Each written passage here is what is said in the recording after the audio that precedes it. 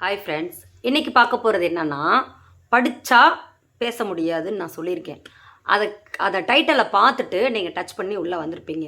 என்னது, படித்தா பேச வராதா? வருஷக்கணக்கில் நாங்கள் படிச்சுக்கிட்டு இருக்கோம், நீங்கள் இப்படி சொல்லலாமா அப்படின்லாம் இப்போ உங்கள் மைண்டில் போயிட்டுருக்கோம். அதாவது படித்தா பேச வரும் அப்படிங்கிறது உண்மையாக இருந்தால், ஹிந்தி டீச்சர் ஸ்கூலில் சொல்லிக் கொடுக்குறவங்க, கிளாஸ் எடுக்கிறவங்க, ஆன்லைன் டீச்சராக இருக்கிறவங்க எல்லாரும் பேச முடியாமல் ஏன் தவிக்க போகிறாங்க? அவங்க ஸ்கூலில் சொல்லி கொடுத்துட்டு தானே இருக்காங்க. ஆல்ரெடி அவங்களுக்கு படிக்க தெரியும், அதோட அர்த்தமும் தெரியும். இருந்தாலும் ஏன் பேச முடியல? ஏன்னா பேச்சு வழக்கில் இருக்கிற ஹிந்தி வேறு, படிக்கிற ஹிந்தி வேறு. ஏன் வேறேன்னு சொல்கிறேன் அப்படின்னா, இப்போ தமிழவே எடுத்துக்கோங்க. நம்ம தமிழ் புஸ்தகம் 1வது புத்தகம்னு சொல்லுவோமா, தமிழ் புத்தகத்தில் 1ஆம் வகுப்பு படிக்கிற அந்த ஸ்பெல்லிங்கை கூட நீங்கள் ஃபுல்லாக படிங்க. அந்த மாதிரி நம்ம பேசுவோமா அப்படின்னு கொஞ்சம் திங்கிங் பண்ணுங்கள். நம்ம பேசுவோமா? வாருங்கள், அமருங்கள், எங்கே போகிறீர்கள் அப்படின்னு நான் சொல்லிகிட்டு இருக்கோம். இல்லை, ஷார்ட்டாக தானே பேசுகிறோம். அப்புறம் எப்படி நீங்கள் படித்தா பேச வரும் அப்படின்னு நம்புறீங்க? நானுமே எழுத்தில் போடுறேன் தான், ஓகே தான். ஆனால் நான் எப்படி உச்சரிக்கிறேன், நான் எப்படி பேசுகிறேன், அதை தான் கவனிங்கன்னு எல்லா வீடியோலையும் சொல்லிகிட்டு இருக்கேன். சரிங்களா? என் ஸ்டூடெண்ட்டுகளை என்னால் ஏன் பேச வைக்க முடியுதுன்னா அதுக்கு காரணம் இதுதான். நான் எழுதி அனுப்பிவிட்டு நீங்கள் படிங்கன்னு நான் சொல்லவே மாட்டேன். நான் ப்ராக்டிக்கலாக நான் சொல்லுவேன், அதை பார்த்து ரிப்பீட் பண்ணி அவங்களும் பேசணும். சில வார்த்தைகளை இப்படி ஷார்ட்டாக தான் பேசணும் அப்படின்னு சொல்லி கொடுப்பேன். ஸ்டார்டிங்கில் எழுத்து மூலியமாக அனுப்பி விடுவேன் தான், ஆனால் சொல்லிடுவேன், இது கொஞ்ச நாளைக்கு தான், நீங்கள் படிச்சுக்கிட்டே இருந்தீங்கன்னா என்றைக்குமே பேச முடியாது. பார்க்காம பேசணும், அதுவும் பேச்சு வழக்கில் இருக்கிற ஹிந்தியை தான் நீங்கள் பேசணும்.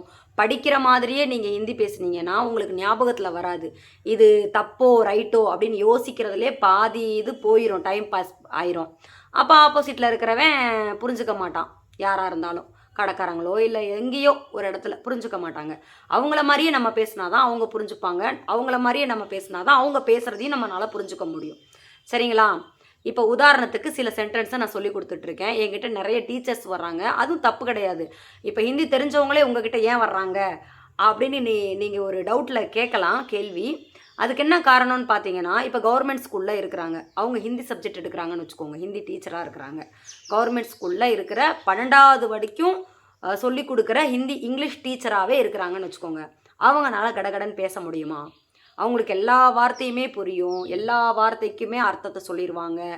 கேள்வி கேட்டால் அவங்களால பதிலும் சொல்ல முடியும். ஆனால் கடன்னு இங்கிலீஷ் காரவங்கள மாதிரி பேச முடியுமா? முடியாது. அதே போல் தான் எல்லா மொழியுமே. பேசுகிறப்ப ஒரு குறிப்பிட்ட வார்த்தைகள் தான் இருக்கும். நம்ம படிச்சுக்கிட்டே இருக்கிற வார்த்தைகள் தான் ஞாபகம் வரும். நம்ம படிக்க முடியாத நிறைய வார்த்தைகள் பேச்சு வழக்கில் இங்கிலீஷ்லேயும் இருக்கும், அதே மாதிரி ஹிந்திலையும் இருக்கும், தமிழ்லேயும் இருக்கும். அப்படி இருக்கும்போது நம்ம குறிப்பிட்ட வார்த்தைகளை மட்டுமே படிச்சுட்டு நம்ம ஒரு மொழியை முழுசாக எப்படி பேச முடியும் சொல்லுங்கள்? அதே போல தான் இங்கிலீஷ் டீச்சர் எப்படி இங்கிலீஷ் கடகடன்னு பேச முடியாதோ அதே மாதிரி ஹிந்தி டீச்சரும் கடகடன்னு பேச முடியாது. அதுக்கு நம்ம ப்ராக்டிக்கலாக பேசி பழகணும். உச்சரிப்பு கரெக்டாக இருக்கணும். ஷார்ட்டாக பேசி பழகினாதான் அவங்கள மாதிரியே நம்ம பேச முடியும். அவங்கள மாதிரி பேசி பழகினாதான் படம் பார்த்தா புரியும், பாட்டு கேட்டால் புரியும், நாடகம் பார்த்தா புரியும், ஷார்ட்ஸ் பார்த்தா புரியும். சரிங்களா? நம்ம பாட்டுக்கு படிக்கிற மாதிரியே பேசிட்டு போனால் அந்த ராமாயணம் மகாபாரத கதை இருக்குது பாருங்கள், அது மட்டும்தான் புரியும். என்கிட்ட வர டீச்சர் கூட சொல்லியிருக்கிறாங்க, எனக்கு ராமாயணம் மகாபாரதம் கூட ஹிந்தியில் பார்த்தா புரியுதுங்க, ஆனால் நார்மல் படம் பார்த்தா புரிய மாட்டேங்குதுங்க அப்படின்வாங்க. அது ஓகே, அதில் ஃபுல்லாக புக்கிஷ் பாஷாவாக இருக்கும். தமிழ்லேயுமே அந்த மாதிரி தான். என் பசங்களுக்கும் அதே மாதிரி தான். ராமாயணம் மகாபாரதம் தமிழில் இருந்தால் புரியாது, ஏன்னா அவங்க தமிழில் படிக்காததுனால. அந்த மாதிரி தான் நம்ம படிப்பு அது தேவை தான், ஆனால் படித்தா மட்டும் பேச வராது. படிப்பு வேறு, பேச்சு வழக்கில் இருக்கிற ஹிந்தி கொஞ்சம் ஷார்ட்டாக பேசுகிறனால கொஞ்சம் வித்தியாசமாக இருக்கும். கடகடன் பேசுகிறனால சில வார்த்தைகள் அப்படியே உள்ளேயே போயிடும், வெளியிலே தெரியாது. அந்த மாதிரி இருக்கிறனால நம்மளுக்கு பேச வர மாட்டேங்குது. அதுதான் காரணமே தவிர படித்தா பேச வராதுன்னு இதனால தான் சொல்கிறேன். படிக்கலாம், பட் படிச்சுக்கிட்டே இருக்கக்கூடாது. அதை பார்க்காம எப்படி பேசணுங்கிறதையும் ப்ராக்டிக்கலாக நீங்கள் ப்ராக்டிஸ் பண்ணணும். அந்த ஹெல்ப் தான் நான் பண்ணிகிட்ருக்கேன். உங்களுக்கு தேவைன்னா கிளாஸ்க்கு பயன்பெறலாம். இப்போ நம்ம என்னென்ன சென்டென்ஸ் வருது, எப்படிலாம் பேசலாம் அப்படிங்கிறத நான் இப்போ சொல்லிக் கொடுக்குறேன். கடைசி வரைக்கும் பாருங்கள். கடைசியில் ஒரு கேள்வி கேட்பேன் எப்பயும் போல். ஓகே, இப்போ நம்ம டாபிக்குள்ளே போகலாம். ஆப்கா நாம் கியா ஹே? உங்கள் பேர் என்ன? ஆப்கா காம் கியா ஹே? இப்போ ஹைன்ற வார்த்தையை நான் ஏன்னு முடிச்சிடுறேன். உங்கள் வேலை என்ன? அப்கி உம்ரு கியா ஹே? உங்கள் வயசு என்ன? அப் கியா கர்த்தே ஹே? நீங்கள் என்ன பண்ணுறீங்க? आप कहाँ रहते हैं? நீங்கள் எங்கே இருக்கீங்க? आपको क्या पसंद है? உங்களுக்கு என்ன பிடிக்கும்? आजकल बहुत गर्मी लग रही है. अगर बारिश होगी तो बहुत ठंड लगेगी और अच्छा भी लगेगी. ठीक है? இதுக்கு வந்து என்ன அர்த்தம்னா இப்போதெல்லாம் ஆஜ்கல்னா இப்போதெல்லாம் ரொம்ப வெக்கையாக இருக்குது. மழை பெஞ்சிச்சுன்னா ஒரு வேளை மழை பெஞ்சிச்சுன்னா நல்லா சில்லுன்னு நல்லா இருக்கும் அப்படின்னு. मुझे ठंड का मौसम बहुत पसंद है क्योंकि ठंड में बहुत अच्छा लगता है. எனக்கு வந்து குளிர்காலம் ரொம்ப பிடிக்கும், ஏன்னா குளிரில் ரொம்ப நல்லா இருக்கும். और सब्जियाँ भी बहुत हरी हरी मिलती है. வெஜிடபிள்ஸ் கூட நிறையா பச்சையாக நல்லா கிடைக்கும். सस्ती भी मिलती है, விலை கம்மியாகவும் கிடைக்கும், சீப்பாகவும் கிடைக்கும். अभी बारिश में अभी 2-3 दिन से बारिश हो रही है. हमारे गांव में अभी थोड़ा ठंड का माहौल है. இப்போ 2-3 நாளாக 2-4 தின்னு சொன்னேன்னா 2-4 நாளாக மழை பெஞ்சிட்ருக்கு. हमारे गांव में ठंड का माहौल है அப்படின்னா எங்கள் ஊரில் இப்போ வந்து அந்த சூழல் வந்து சில்லுன்னு இருக்குது அப்படின்னு அர்த்தம். வாத்தாவரன் மாஹோல் ரெண்டுமே சூழல் அப்படின்னு அர்த்தம். சரிங்களா? मेरे साथ चलो यार, मैं तुमको आइसक्रीम लेके दूंगा. என் கூட வா வா வாப்பா வா நண்பா. யாருங்கிறதுக்கு தனியாக அர்த்தம்னு சொல்ல முடியாது, அது சுச்சுவேஷனை பொறுத்து. யார்னா நண்பன், ஒரு நண்பனாக இருந்தால் நண்பனாக மாறிடுவாங்க. அப்பா அப்பா வாப்பா போப்பான்னு சொல்கிறோம் பாருங்கள், அந்த இடத்துக்கும் யூஸ் ஆகும் அது. சலோ மேரே சாத் அப்படின்னா வா என் கூட, உனக்கு ஐஸ்கிரீம் வாங்கி தரேன். தும்கோ ஐஸ்கிரீம் லேக்கே தூங்கா. இப்போ தும்கோ அப்படின்றது கொஞ்சம் நடுத்தர மரியாதை எல்லா வீடியோன்னு சொல்ல மாதிரி. துஜே ஐஸ்கிரீம் லேக்கே தூங்கா இப்படியும் சொல்லலாம். தேரேக்கோ ஐஸ்கிரீம் லேக்கே தூங்கா இப்படியும் சொல்லலாம், வாங்கி கொடுக்குறேன் அப்படின்னு சொல்லி. எல்லா இடத்துலையும் கரீத்கே தூங்கா அப்படின்னு வார்த்தை சொல்லணும்னு அவசியம் கிடையாது. சரிங்களா? அது வந்து படிக்கிறவங்களுக்கு அந்த வித்தியாசம் தெரியறதுக்காக தான் கரீதுனா கரீத்கே அப்படிங்கிற வார்த்தையை சொல்லி கொடுக்குறாங்க. ஆனால் பேச்சு வழக்கில் அப்படிலாம் சொல்ல மாட்டாங்க. சரிங்களா?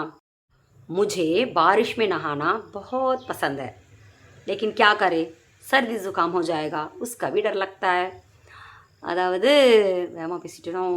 मुझे बारिश में नहाना बहुत पसंद है அப்படின்னா எனக்கு மழையில் குளிப்பது ரொம்பவும் பிடிக்கும். பாரிஷ் அப்படிங்கிறது மழை, நஹானா அப்படிங்கிறது குளிப்பது அப்படின்னு அர்த்தம். லேக்கின் கியா கரே, ஆனால் என்ன பண்ணுறது, சர்தி ஜுகாம் ஹோ ஜாயேகா, ஜலதோஷம் பிடித்து விடும். உஸ்கா பி டர் லக்தா ஹே, அதற்கும் பயமாக இருக்குது. என்ன பண்ணுறது, ஜலதோஷம் பிடிச்சிரும்னு பயமாக இருக்குது. குளிக்கிறது பிடிக்கும், ஆனாலும் என்ன பண்ணுறது அப்படின்ற மாதிரி சொல்லியிருந்தேன். அதை நான் வேகமாக சொல்லிட்டேன்னா அதுக்கப்புறம் நான் என்ன சொன்னேன்றதவே மறந்துட்டேன். சரி, வாய்ஸ் ரெக்கார்டிங்கில் தனியாக எடிட் பண்ணிக்கலான்னு சொல்லிட்டு பண்ணிட்டேங்க.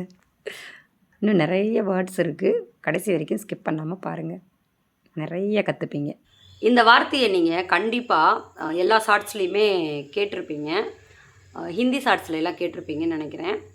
ருக்கோ ஜரா சப்ரு கரோ அப்படிங்கிற வார்த்தை வரும். ருக்கோ ஜரா சப்ரு கரோ அப்படின்னா இரு, கொஞ்சம் வெயிட் பண்ணு, பொறுமையாயிருன்னு அர்த்தம். வெயிட் பண்ணு இல்லை, பொறுமையாயிரு. ருக்கோ ஜரா அப்படின்னா இரு கொஞ்சம், நில்லு கொஞ்சம் அப்படின்னு அர்த்தம். சப்ரு கரோ அப்படின்னா பொறுமையாக இரு அப்படின்னு அர்த்தம். சப்ரு கரோ அப்படின்னு சொல்லலாம். தீரஜ் ரக்கோ அப்படின்னு சொல்லலாம். தீரஜ் ரக்கோனாலும் பொறுமையாக இருன்னு தான் அர்த்தம்.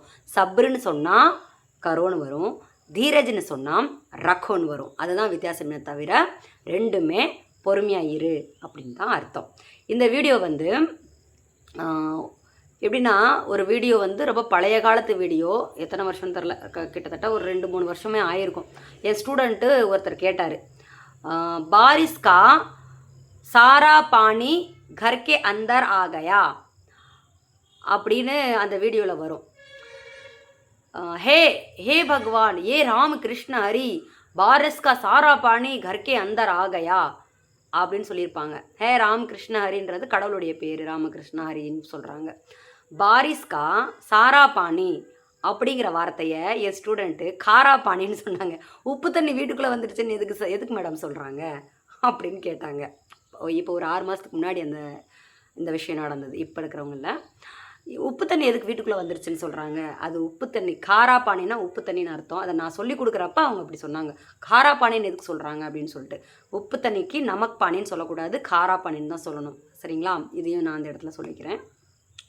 பாரிஸ் கா சாரா பானினா மழை பெய்த முழு தண்ணியும் கர்க்கே அந்தர் ஆகையா அப்படின்னா வீட்டுக்குள்ளே வந்துருச்சு அப்படின்னு அர்த்தம். ஹே ராம், கடவுளே இந்த தண்ணி ஃபுல்லாக வீட்டுக்குள்ளே வந்துருச்சு. வீடியோ ரொம்ப லென்த்தாக போயிடுச்சு, அதனால் அடுத்த வீடியோவில் மிச்சத்தை நான் போடுறேன். இதே மாதிரி ஃபஸ்ட் கமெண்ட்டில் நல்ல வீடியோ இருக்குது, பயனுள்ள வீடியோ. என்னுடைய பழைய வீடியோலலாம் சூப்பர் இன்ஃபர்மேஷன் கொடுத்துருக்கேன் ஹிந்தியில். அதை போய் டச் பண்ணி பாருங்கள், உங்களுக்கு ரொம்ப யூஸ்ஃபுல்லாக இருக்கும். தேங்க்ஸ் ஃபார் வாட்சிங்.